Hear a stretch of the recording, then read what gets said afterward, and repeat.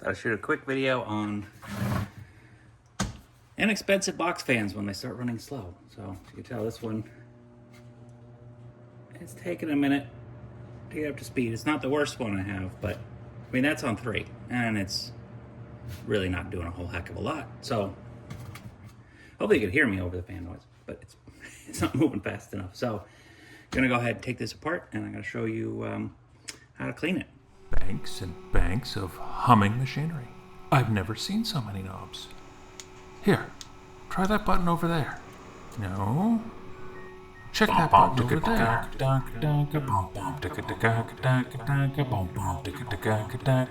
So I guess the first thing to note is unplug it. I mean, seems self-explanatory, but probably not good to open it while it's plugged in. Tools you're gonna need a screwdriver and a little bit of oil. That's it. Pretty simple. I mean, these are simple things. This is a custom paint job. And that's one of the things I really like about these inexpensive little box fans is there's not much to them. They're easily taken apart and you can customize them. It's funny, my daughter's fan, we use some glow-in-the-dark paint on the fan blades, so at night they glow. It's kind of cool.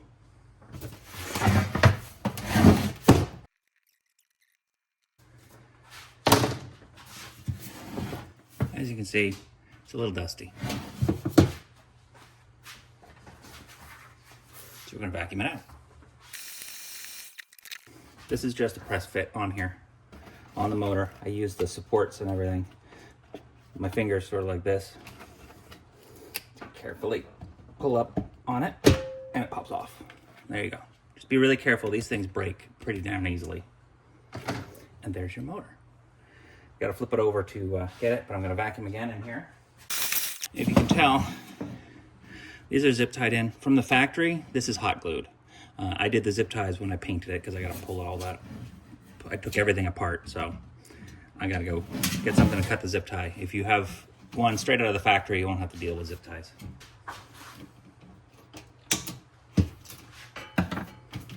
I just need to remove the one. That's more than enough to get to these 4 screws. So that's next. And out comes the motor. Come on, be a good magnet. There we go. Now let's flip it back over again. Now you're gonna have to take out these screws and hold the case together. So I'm gonna show you close up. So not these screws. These screws hold it to the plastic base. You can leave that, but you want the 4 in here.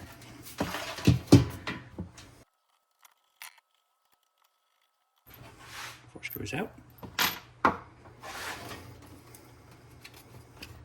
then the motor just comes apart. And there you go. So I'm gonna vacuum this all out again. What fun, a lot of vacuuming. All right. Here's where our issue is. You can kind of feel this grease on here. I mean, you can't feel it through the camera, but it's got thick and it's kind of sticky.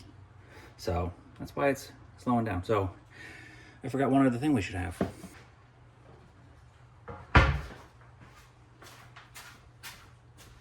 WD-40.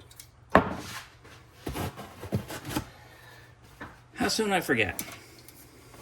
So I get a little WD-40 on here. And a rag. Obviously, I'm doing this in my garage on a wonderful rainy day.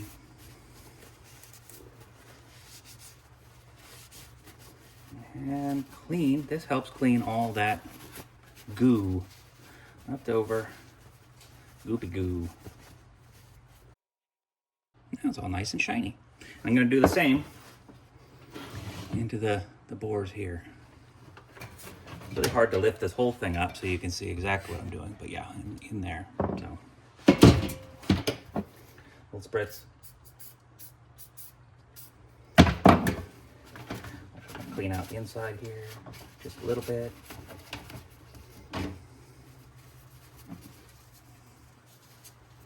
Twist up a bit. get it in there, work it around. Make sure it's all nice and clean in there. We're going to do the same on the other side. This one is one-sided. So I'm going to go a little bit thinner on this to make sure I can get all the way to the bottom. So I can't go from both sides. Don't want WD-40 on this. I don't want to hurt anything between the plates or anything like that, so I just want to wipe it down. That's where I'll spray on the actual cloth. Just clean it all up inside here. Nice shiny metal. And that's got a slight coat of WD-40 on it, so it can't hurt, right? Right? No. Now let's get a little bit of 3-in-1. Just a tiny bit. Can I get a little bit right there? Right in there. Not too much, obviously. A little bit on the shaft. Greasing my shaft. Get that in there. These are not super duper precision fancy motors here, so don't worry if you don't get it quite right. Yeah, that's nice. Alright, and we stick this through, we get the shaft through the, I don't know if you can see that.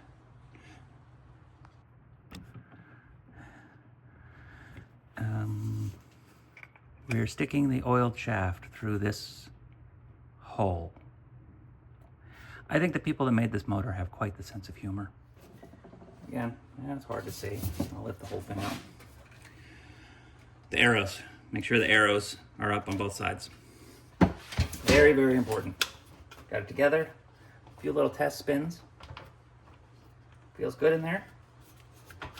So, get screws back in. Now we're gonna line up the big screw holes here, making sure that this guy's on the bottom, the arrow's pointing up, because this is the top. The controls are up there. And this, you are screwing into plastic here, if I can speak right. So do be careful. Don't over torque it. You'll tear out threads and you won't have a good day. And no, I'm not re-zip tying it. I found I really don't need it over time. Didn't need to go quite that crazy and getting it all tucked in there. Flip this guy back over. Off camera, I did wipe this guy down. It's pretty gross and still fingerprints all over it, but whatever. Inside here, there is a little detent. I don't know if you can see that right there. There's a detent in here. So this is facing straight down right now. So I'll get this facing down. And I put my finger on it. That helps me remember where, I can tell where my finger is. And line it up. Give it a little push. Ta-da! All set. Normally I would get these grills outside and clean them and stuff. As you tell, it's kind of not the best weather for being outside cleaning stuff. So you take your little baby screws, make sure these little feet things are facing down and the writing is in the right direction.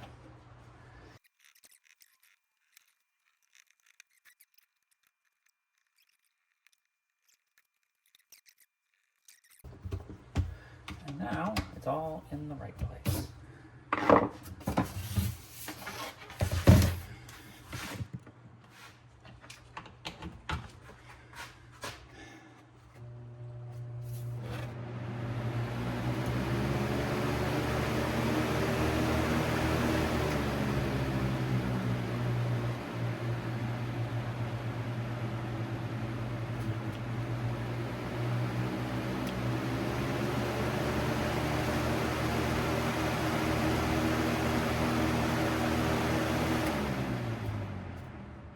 Working perfectly.